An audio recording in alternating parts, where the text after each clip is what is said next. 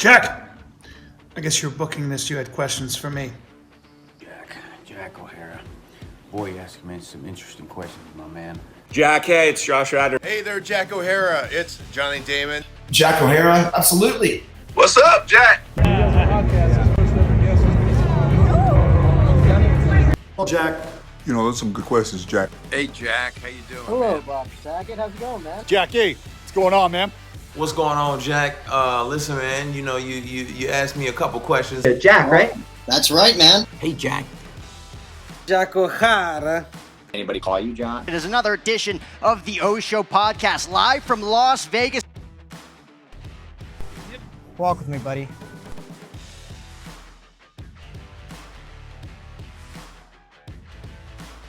So you got the obviously the sports background, the anchor background. Mm-hmm. Now you're with the Food Network as well, so you got the whole trifecta thing working for you there. But just because I'm only 23, I'm still kind of just like picking people's brains in this business, trying to see, because everybody has a different experience, right? Like everybody has a different avenue, a different journey.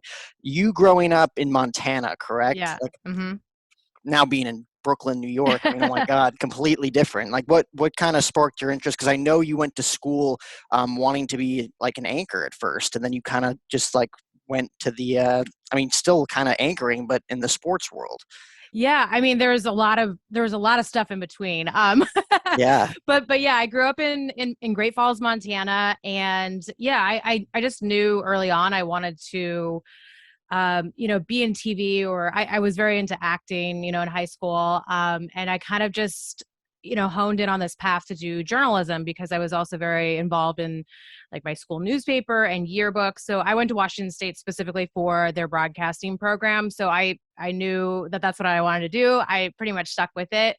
And as you do in this business, you kind of move around a lot. So, initially my first job was back in my hometown. I worked there for a year, and then I moved on to San Diego at a local CBS affiliate. I then kind of made the next jump to like a regional sports network in San Francisco, and then eventually to ESPN. So I don't know that like I was angling to go to all those places. It was just kind of nature of the job.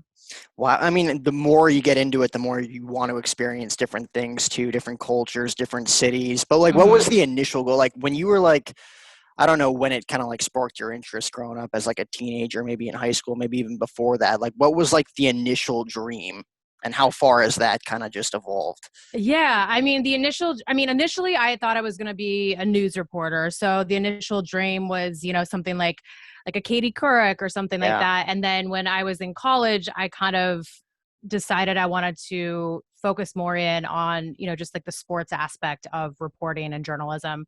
So at that time, I remember Melissa Stark was on the sidelines for Monday Night Football, and she's coming back now, I think. That's right. Which is really exciting and full circle for a lot of us that, grew up like idolizing her because she was one of the few females doing sports in a very, very prominent position, along with Linda Cohn, who I've watched and adored for years, for 30 years. In fact, she just celebrated that big milestone this summer. But I think that was kind of the goal. I wanted to do sideline reporting for Monday Night Football. I never actually did that. I did some sideline reporting for NFL, along different career stops along the way, most specifically, in San Diego for preseason games. And, as you find out when you go along in your career path, there's things that you like and things that you don't. I loved reporting and telling stories, the chaotic, part of doing sidelines for NFL. I don't know. I mean, I would have definitely done it if I had the opportunity, but I think like Little League World Series was more my speed. Yeah. I had a lot of fun doing that while I was at ESPN, just getting to hang out with the kids, and they're so excited to be on television, and you get to go in the stands and interview their parents and their families and just like tell those stories. Definitely, suited my personality and my skill set a little bit more. So I didn't actually make it to Monday Night Football, but I still kind of made it to a version of that, I guess, in terms of sideline reporting. The funny thing is I didn't like anchoring was not something that was super appealing to me once I had made that shift. And I ended up doing probably more of that in my career than I did the reporting, and really learned to enjoy that as well. So yeah, it's continued to evolve, and now I'm doing more like audio based stuff, which I had never really done as much before. Do you enjoy it? Like, obviously it's different, like doing audio as opposed to TV, or even like radio as opposed to TV, because it is like a completely different entity. Like I've done a lot of commentary, I've done radio, I've done on camera stuff. Like it's completely different, like not even like remotely in the same ballpark. Like is it different for you, or were you able to use adapt to that? I mean, I think there's definitely some differences. There's some similarities as well. You know, I think the core, you know, skills that you learn and develop over time, like interviewing skills and listening skills and knowing when to jump in and ask follow-ups, that is the same. You know, I did that on TV. I do that with podcasting now. I think the main difference for me, and something that I really enjoy about it, is, you know, especially when I got to the higher levels, you know, of ESPN doing Sports Center, we might get, you know, a cool guest in studio, but we're still probably only getting 5 minutes with them, maybe 10 at the most. So it's very abbreviated, and you have to be very deliberate with your questions so that you can make sure you get through all of the things that you want to ask in this small amount of time. Whereas with the podcast, you know, depending on people's schedules, sometimes they only can give us a half hour or whatever, but it's still so much more time than I was used to in TV. So I think it really gives you a chance to dive in and ask a lot of questions about people's journey. I think that that's something that's been really enlightening and interesting to me, is just to hear everybody's past, because everybody has a different one, you know? And so being able to ask all those questions about those people's paths and journeys along the way, I think is fun, because you know you have the time and you're not worried about, oh my gosh, like we only have 2 minutes left and I haven't even gotten to, like, you know, this big question I was going to ask this person. So I think that part is more fun. But I mean, I miss TV. I miss being on screen and being able to connect with viewers in that way. So I would love to be doing more of that. And hopefully, you know, the future will bring some of that back, and I'll have like a good mix of it. But for now, I adore doing the podcast. I mean, having the ability to, like you said, have all that time to interview people and ask questions that like you specifically want to ask too, and knowing that there's really no restraints in that regard is very freeing. But at the same time, like it takes a real art to really know how to have a really good interview. Like say it's 5 minutes on camera, to not only ask, you know, hard-hitting questions that are going to resonate with the audience, but at the same time make it flowing, make it smooth to where it's conversational and not like a Q&A. Like you have, obviously you got to prep questions and get them approved on camera when you're doing that stuff. But at the same time, like how difficult was it for you first starting out doing stuff like that, knowing that you're trying to make it as calm, cool, and collected as possible, and then just seeing how much you grew over the years? Yeah. I mean, I'll like take that a step further, you know, because luckily the podcast is all, you know, pre-recorded. If somebody screws up, like we can kind of stop down and redo it. Doing live television for so long, that's a different beast for sure. And on top of that, you have at least one person in your ear, you know, giving you direction or time cues. And you've got people on the floor giving you cues for cameras and all that stuff. So it's even more than what I think people realize. Like you're constantly thinking like 3 steps ahead, because you want to be listening to this person, but you also try to listen to the producer. You know, you might have a commercial break coming up. So it's like, all right, I have 2 more questions with this person, but they might say something interesting that you really need to follow up on. But then you have to think about, we might be going to commercial next, so I'm going to be teasing this, and your producer's trying to let you know that while you're still trying to listen and interact. So I think, you know, juggling all of that was definitely an art and a skill. But I think it's prepared me for everything else. You know, like I think if you can do live television, especially like sports live television, I think you can do pretty much anything, because you're so used to doing it on the fly in one take. I think that's one of the things that, you know, when I work with, you know, new production companies or new people that haven't worked with me before, and it is a taped thing, but a lot of times I'll just like do it in one take because that's what I'm used to. And I'm better sometimes, you know, in the moment than like being very rehearsed and deliberate about it. So I think it definitely has helped me, throughout other facets of my career. How difficult, not to like throw anybody under the bus, not that there's like any names involved in this question, but like how difficult or easy was it working with some of those people, like whether it be in the production truck, some of the producers that are in your ear all the time? Because like even like at a lower level, I've worked with some that I love, some that are difficult to work with, and you work through it and you got to like adapt on the run as you're doing it. Like how difficult and easy was it working with some of those colleagues throughout the years?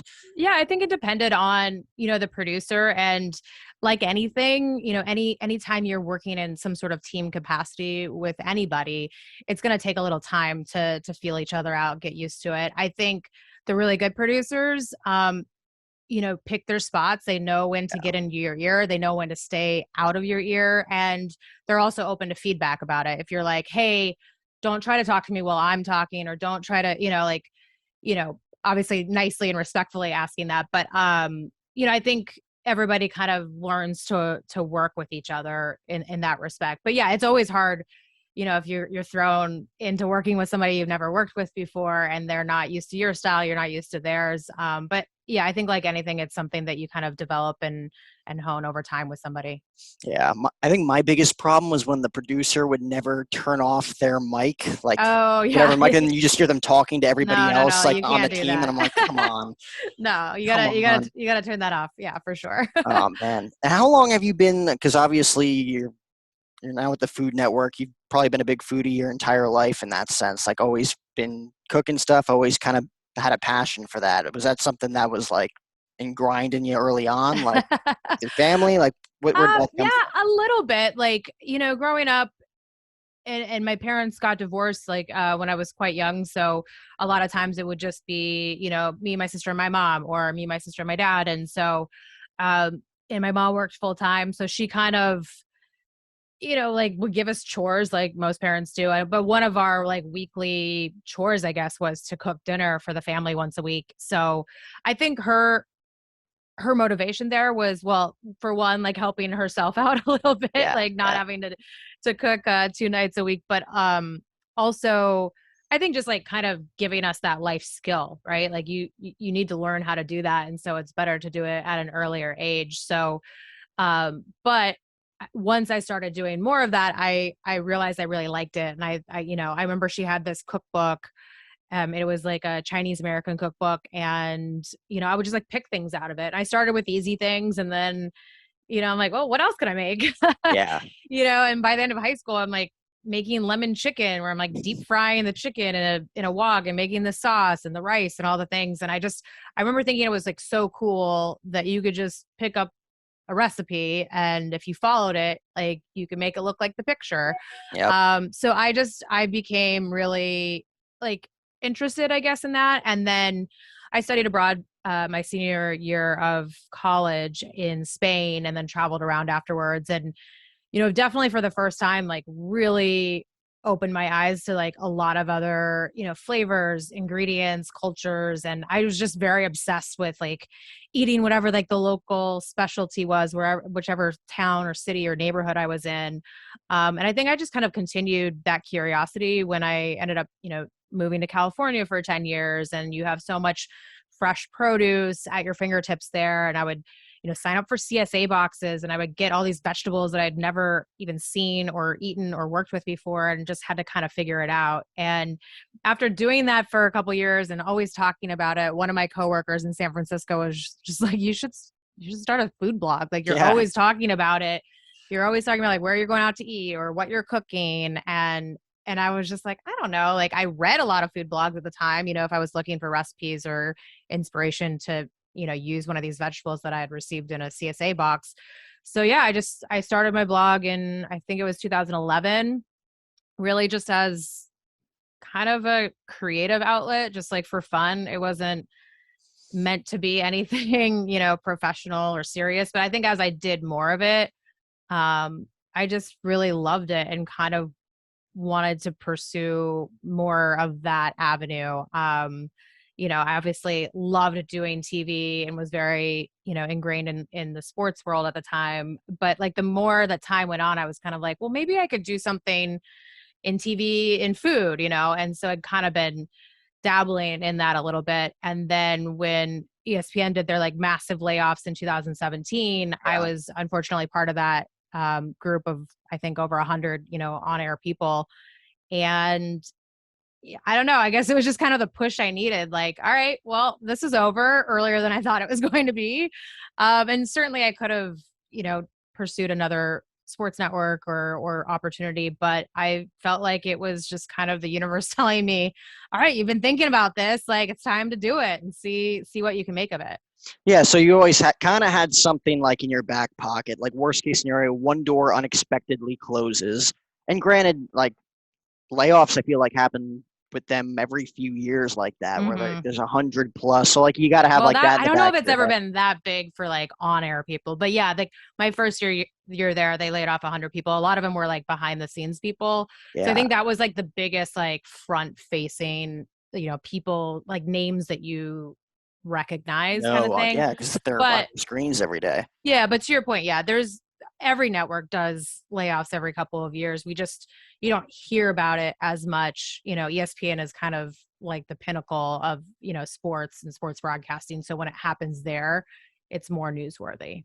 Is that a tough conversation that, your manager, your boss has to have with you? Because I heard you talk about it on a few different shows, just about them like taking you to kind of like a disclosed location that you hadn't been to before, so you like kind of knew like something's up here. Oh, I mean, I knew before I even got to that location. Yeah, like we knew they were happening that day. And it was a Wednesday, remember? We knew it was happening. I think while we were on the air, because I did the morning SportsCenter AM from 7 to 10. And while we were on the air, I think it was like Ed Werder had announced, that he had been laid off, which ironically he's back now with the network. But, so we kind of knew like, okay, this is starting already. This is going to be the day because it had been widely reported. And then we started to see, things rolling on Twitter. I had walked off set. I was like, got unmiked. I'd been off the air for maybe 2 minutes and I got a call from one of my managers and like I just knew right then, I saw who it was. I like my face just went blank. I was talking to my friend Serena, who was one of our co-anchors, and she was like, what? And I just like turned the phone around so she could see who was calling, and she was just like, oh my God, no. And I was like, yep, I think so. And I answered, and like, you could tell by his voice, like, he was just like, hey, Jaymee, and was like, hey, can you meet me in this building? It was like a building that we just like, I'd walk through it like on the way to the studio, but I'd never stop there. And yeah, there's somebody from HR there. They're definitely like reading off of a script. And it was, I'm sure, just as painful for him as it was for me. Like, he didn't want to be there doing that. Like, that was, it was just, but it happens. It is what it is. And you move on from it and figure it out. Yeah. At the end of the day, that's just business, right? Mm-hmm. It's moves that they had to make. It's kind of weird that it was just, like you said, kind of like reading off a script in a sense. Like, it's just like, they have to, because it's a legal thing. It's an HR thing. They just kept saying, we're honoring your contract. And that was like the main thing that I took away from that. But yeah, it is business. And I was very lucky that I had never gone through that. I had never been fired. I had never been laid off. I had never, had a company acquired and lost my job. Like, I'd never had to deal with any of that. So, for that to be the first time, it's unfortunate, that it was that. But, at the end of the day, it's business, it's numbers. I don't think it was any reflection on the job I was doing. I think it had everything to do with accounting and math and numbers. And I was one of the ones that made sense to get rid of in that sense. I mean, how many at the time, and maybe the numbers jumped again, but how many on-air talents were there? Oh, gosh. If you're talking like over 100 people getting laid off, like that's a big number. Yeah, I'm not sure exactly, because that's counting, obviously all of the SportsCenter anchors, or not even just SportsCenter, like all the Bristol based talent, that's a huge number. But then you've got all of the play-by-play people, you've got, reporters that are spread out across the country covering Right. various teams or markets. So I actually have no idea. I definitely can say it's much smaller than when I was there, because obviously they made those layoffs and they've done other layoffs. They've cut shows and gotten rid Yeah. of different programming since. So I think it's definitely a little bit smaller for sure. How difficult is it? Like, how many times did you pitch an idea for a show or had been a part of like a segment, like even like just a segment that they were just wrote off because it's like, it's not going to work out that way? Like, how difficult is it pushing ideas through there? I don't know that I was like pitching that much. Like I was definitely like trying to pitch some like sports food type intersected Right. like stories and that kind of thing. I think the difficulty was not necessarily with like pitching ideas. It was just that I think a lot of times at ESPN and also like pretty much everywhere else too, it's not just there. You come in as one, like they have you in mind for, something. They kind of put you in a box and it's really hard to get out of that box, and I did a little bit of it, part of that was just because my first couple years there, I didn't really have a place. I was just like one of many fill-in Right. anchors because they Right. have to have Right. so many anchors because there's so many shows. And then when those people take time off or they're sick, like they have to fill in with people. So I was doing everything from, cut-ins during basketball games to like I'd mentioned Little League World Series. I did College World Series. I was like, would fill in on some of the NFL shows sometimes. But for the most part, they brought me in to anchor Sports Center. And when they launched SportsCenter AM and I was, put on that show, which, was a great show and I loved working on, it was just hard to do anything else because they're like, well, no, this is your, assignment. Like Right. it was hard to be an anchor and a reporter, and so I think in that respect, it was a little bit harder for me to pitch some ideas that I was a little bit more interested in outside of doing just, Sports Center every day. Right. And what was one of the bigger like times, like we talked about, kind of like those quick, like 5-minute segments, you got to get the most out of it. Sometimes you have another question that piques your interest and you can't really like get around to it. What was like the most time sensitive segment or project that you had to do that you feel like you got the most out of it? Oh man. I don't know, because I have like the worst memory. I found out in my older age. You have that to look forward to, you know, in 20 years. But I don't know. I guess, I mean, one of the stories I tell a lot, and I don't know that it was like super time sensitive necessarily, but as they would do sometimes, they would bring in like a bigger name, and whether that was like an actor or, a comedian or an athlete, or in this case, they were bringing in Bobby Flay, who has like a lot of like sports interests as well. Like he's really big into horse racing. I think he like owns at least one racehorse that's done pretty well.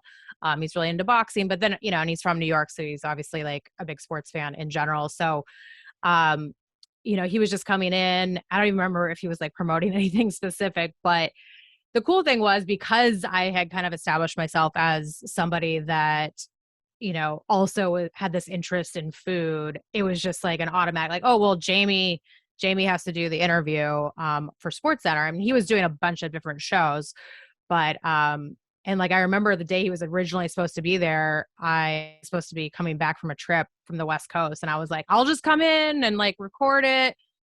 And they're like, no, we'll see if he can do another day, which was so nice of the bookers to do that. So they ended up rescheduling him. And we actually that was a longer segment. We did like an interview segment. It was probably about like 5 or 6 minutes. And then we went to break and we came back and did like a kind of like a pretend like cooking competition with some of the chefs from the cafeteria.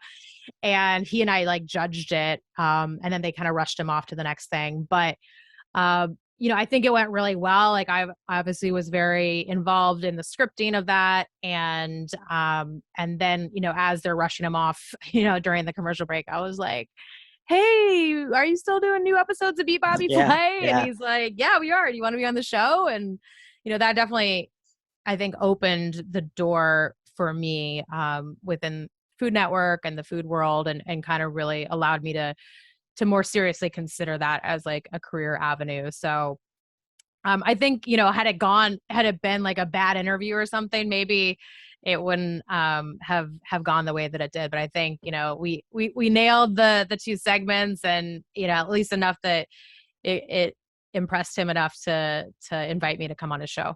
And it wasn't even like an issue at all. Like they knew, like, okay, Jamie's going to do this interview because she has the most knowledge on this subject with this guest. It wasn't even like a question.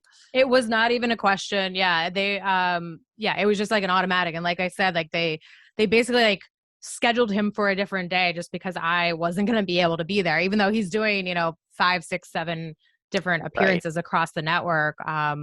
So that I'm very thankful to whoever booked that, that they made sure that was something that I was able to participate in, because honestly, like, I don't know if I'd be sitting here talking to you today about doing a podcast for Food Network if that hadn't happened. So, I mean, I know it's cheesy, but like literally everything happens for a reason. And as devastating as it was for my career at ESPN to end the way that it did and not on my terms, there were so many things that happened while I was there that set me up for what I'm doing now. Did you end up actually doing Beat Bobby Flay?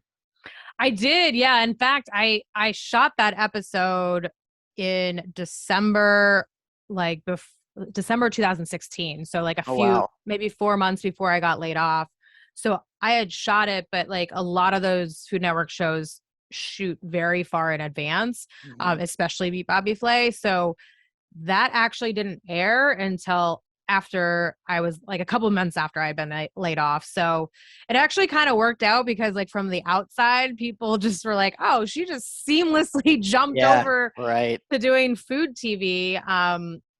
When in reality it was kind of in the works before that. And luckily, ESPN had been very cool about me doing that. I did another little like guest thing on Food Network Star that also hadn't aired yet when at the time of my layoff. So both those things aired in the summer, and I got an opportunity to do Iron Chef Showdown, where I was the floor reporter, which was kind of a nice little mix of sideline reporting and, food competition and all of the things, that I'd already been doing. So, like that summer looked like I was killing it.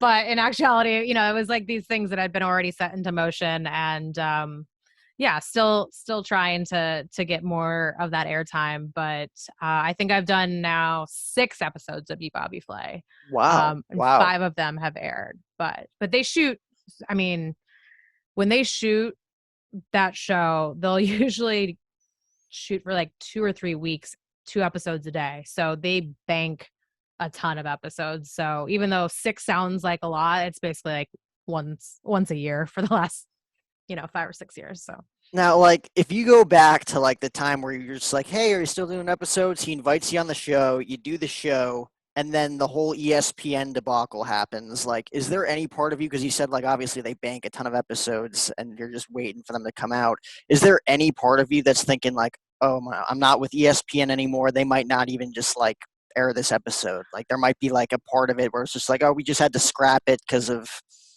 I don't know. I actually was not ever nervous about that. Like clearly, being at ESPN was, gave me like the credibility to be on the show, because like the whole point of the show is like he brings, his friends who are celebrities on to try to get him beat. So, like that was gone. But honestly, that was never a concern. And I don't think they would never like not air something unless it was like a controversial thing. So I was never worried about that. I just like wanted it to come out a little bit sooner. But by the time it did come out, I had already been named as the floor reporter for Iron Chef Showdown. So it actually like kind of worked out, because now instead of like ESPN, anchor, now I'm Iron Chef Showdown, reporter. So it really wasn't a big difference either way. In fact, it probably helped, promote the show a little bit. And how long was it after that you got laid off that they reached out to you about that position? About Iron Chef Showdown? It was actually very quick. I got laid off in May, and I think I auditioned for the show in June, and we shot in July. So it happened pretty quickly. And again, like, so thankful for like those connections that I had made at Food Network while I was still at ESPN, because then I'm like top of mind, and people, will suggest me for things, which I'm, again, like, so appreciative of. At what age did you, because you kind of just touched on like the relationship building aspect of any business anywhere. How early on was that apparent for you, or was it kind of like later on, I don't know, say around my age, a little bit older, where kind of like everything clicked for you in that regard? Is just like stay in touch with everybody, don't burn bridges, like that everything is going to come back around. Yeah, I mean, I think I've just always approached my life that way. Yeah. But yeah, I mean, it's definitely something you hear like going through school and everything. But again, it's like that, I think, in a lot of businesses, but it's definitely it's not always about who you know, but who you know can help you at least Exactly. Yeah. get your foot in the door, get your resume reel viewed, because, sometimes that's just half the battle, is having somebody actually watch it at all, and then watch it for more than like 20 seconds. So I think that, yeah, that's just like something I've always tried to do in life, is just, keep those connections, try to, don't be afraid to use them. Like, obviously you don't want to abuse them, but save those favors and asks for when you really need them. And yeah, I mean, I think don't burn bridges is good advice for any business, because it really is such a small world, but broadcasting especially is a very, very small world. So, there's always, you're always going to end up crossing paths with people, again, more than likely. So I think that's always something just to keep in mind. I mean, I think at the end of the day, it's just all about like, just be a good person. And, not that like, hard. I think, yeah, that's really what it comes down to.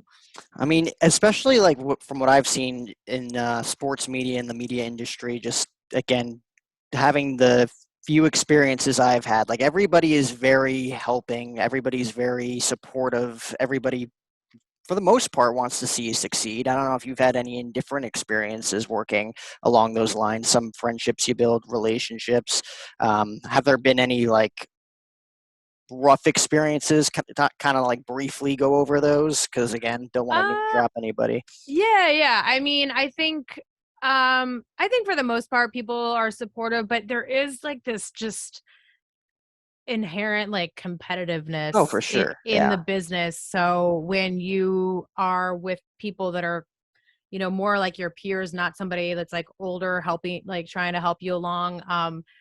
I think like there is like a lot of like camaraderie, but there also can be a little bit of, competitive, like weird, I don't know, weird vibes kind of, I remember when I first got to San Diego, I was super young. I don't even think I had turned 22 yet. I was just about to turn 22. And so that was a pretty big career jump for me to go from, market 189 in Great Falls, Montana to market 26 in San Diego, covering some professional teams now. And so, I mean, was I qualified for that job? Probably not. I don't know. I mean, they were launching a high school football show, so I think that's why I got the job. Like they were like, "Oh, we'll put her on a high school football." She like looks like she's still in high school. This will work out. But because we're also the sports department at a CBS affiliate, we're also covering everything else. So yeah, I specifically remember some of the females in that market when I first got there not being particularly like warm. No one was like mean at all. Just no one was like super helpful or like asked me to go to lunch or anything like that. Right. So I think it was hard. Like, I'm not gonna lie. Like it was like an icky feeling. And yeah, but like I got through it. I made friends with all the guys like I had always done like throughout my life. So it worked out, and like whatever, like the past is the past. Like I'm on friendly terms with most of those people now, but I remember how shitty it felt, to be honest. And so I definitely like made a promise to myself at that time that I was never going to at least like knowingly make another female especially feel like I felt when I first got to that market. So I almost like went out of my way like throughout the rest of my career to make sure people were welcomed, and we went and grabbed lunch or drinks or came over for dinner. And I didn't end up being super good friends with every one of those people, but at least I feel good about the fact that I at least tried to be their friend and make them feel welcome, and hopefully didn't make them feel unwelcome, which is Right. kind of how I felt when I first got to that market. Right. I mean, everybody reacts to it differently. Everybody's brain's wired a little bit differently there. Like that was probably also a sense of like you were talking about the competitive edge in a time where like women in sports too, where it was just like on the up and up, Mhm. where like everybody probably was competing with one another Totally. mentally I mean, as opposed usually, to, yeah, I think, and back then it was like a station might have one female at the most, and like it was still kind of almost like a novelty position. It wasn't commonplace to just like, oh, who's the best person for this job? Oh, it happens to be a female. Like, okay. So it was very competitive. And even, when I got to ESPN, I didn't experience it quite like that, but it was still like you felt like this little bit of a air of this like competition. That said, like I have great friends that I made at ESPN that are women and will be friends for a very long time. But there is, I think it's just natural. I think like, like as hard as you try to be like supportive and welcoming of other people, there's still a sense of like, "Ugh, why didn't I get that position, or why did so and so get it over me?" And yeah, there's just not there's not at that time, especially there wasn't as many positions to go around as people that wanted them. right. Was at the same time, like I think of that and I'm like, I guess in the moment it would be different, but just looking at it from an outsider's perspective, like that's just kind of negative, right? Looking at No, like it other is. people's It was, opportunities and be like, huh, how come it wasn't me? And yeah, I've I had think friends like that too, and it's like, come on. yeah, I think it's like, I think it's natural. It's like especially if you know that you're really good and you deserve it, it's not like oh, that person was just better than me. And like, so Yeah. sometimes you're like, ah, I mean, but there's a difference in being like, ah, man, I'm bummed I didn't get it. And like, ah, I can't believe they got it.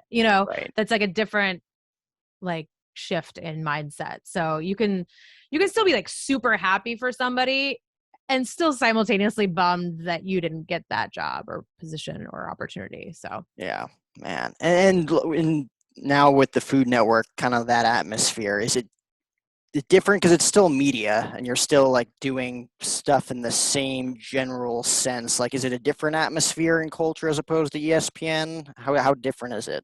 I mean, it's just totally different from the standpoint of, I am contracted to host a podcast for Food Network. Right. So I'm not like on I'm not full time with Food Network. Like you can I'm, do it literally from where you're sitting right now. yeah, we do. Yeah. Like, so I don't actually like go into a studio or an office. Everything is done over Zoom with our team and over email or phone calls and that kind of thing.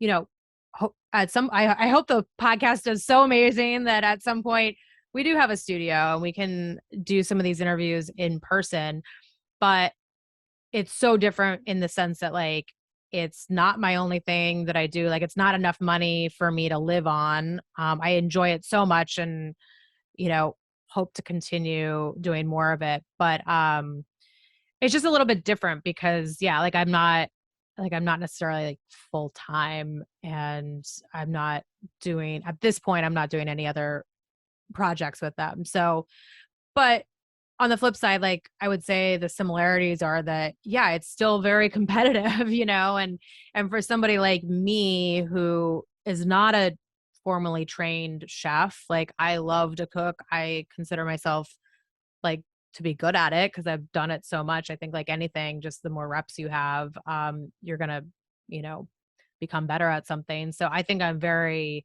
capable, but at the same time, I don't have the credentials. So it's harder because, again, like I was saying earlier, you kind of get put in a box. So I'm kind Mm, of I think in the hosting or, journalistic box, which is fine because that's what I've done my whole career. But I do think sometimes it's a little bit harder to break out of that a little bit. So I'm still working on that like every day.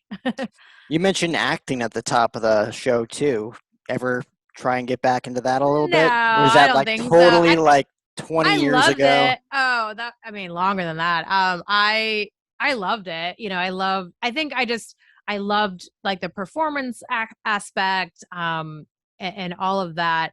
I think I, I think I realized like pretty early on, like I was okay for like community theater in Great Falls, Montana. I was never going to make it like as an actress in Hollywood. So that's why, honestly, that's like one of the main reasons I was like, oh, I'll do like journalism, like reporting, anchoring. It's still performance based, but I don't actually have to be like an act. Like I don't have to be like Right. pretending to be somebody else. I'm just going to be myself.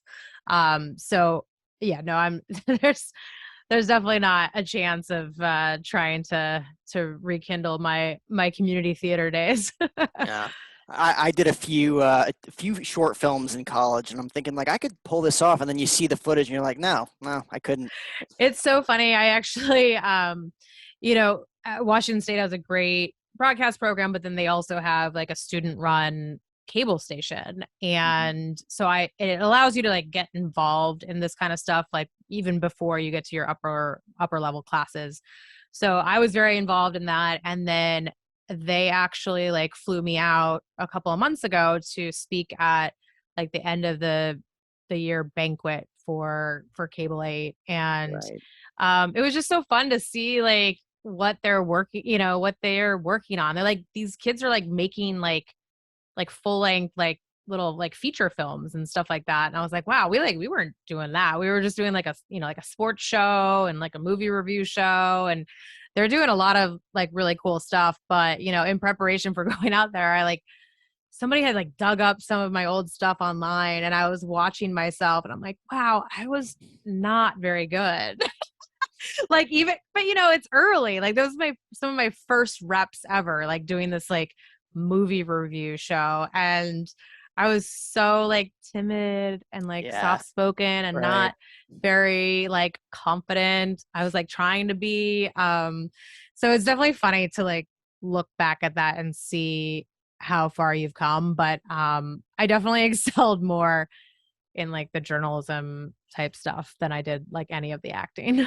It's bittersweet too, because in the moment you think like, I'm really pulling this off. Like this is actually really I'm like, good. this is And then really you look back at it good. 10, 15 years down the line and you're like, I was why am I terrible. here? How am I in this position? Like even like probably with like on-air reporting stuff, you've probably looked Totally. back. That's, Like, oh my God. yeah, if I have, a box of DVDs that, I haven't looked at in forever. I don't even know if I have something that would play them, but, yeah, I'm sure I would, be very much cringing at some of my things that I thought at the time were like really, really good, or my hairstyles, or, clothing, like all the things. You're just like, oh, like, why did anyone ever hire me?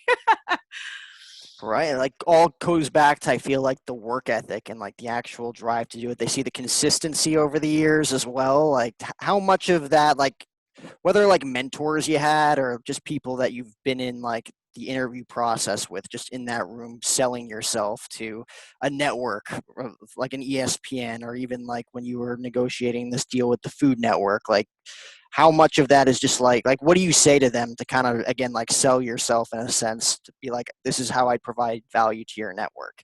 That's a good question. I think for the most part, when they're bringing you in for an interview or an opportunity, they already have like a really good idea of what you're capable of and that kind of thing. So, but yeah, I don't know. That's a good question.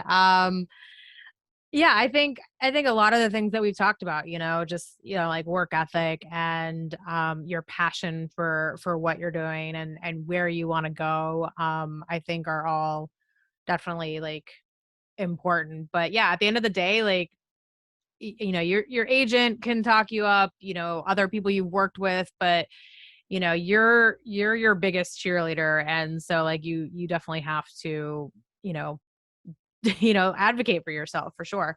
Yeah. Last thing I want to ask you, I know you got to pick up your car at some point today. No, But, I already dropped it off. Oh, did you? Well, yeah, I dropped it off. Yeah, they're supposed to text me. We'll see. But you're fine. So 6 times on Bobby Flay. Mhm. From what I don't have like extensive knowledge on it, but like nobody ever beats him, right? That's the whole like concept of the show. Did you ever beat him? Yeah, I think. Well, so I mean, I never actually like competed against him. I don't think I Yeah. would ever do that. But yeah, I think it's like a misnomer that like he always wins. He doesn't always win. He wins a lot because, and people think it's rigged or that he knows the dish ahead of time or whatever, and he doesn't. He's just really good at competitive cooking. I think you could be really good at cooking and you could also be terrible at like doing it under pressure in a competition setting. He thrives under that kind of pressure. So, and again, we've talked about just like doing things over and over again and getting the reps. Like he's done it so many times for so many years, starting way back with like the original Iron Chef and all the way up into like all of these different shows that he's been a part of.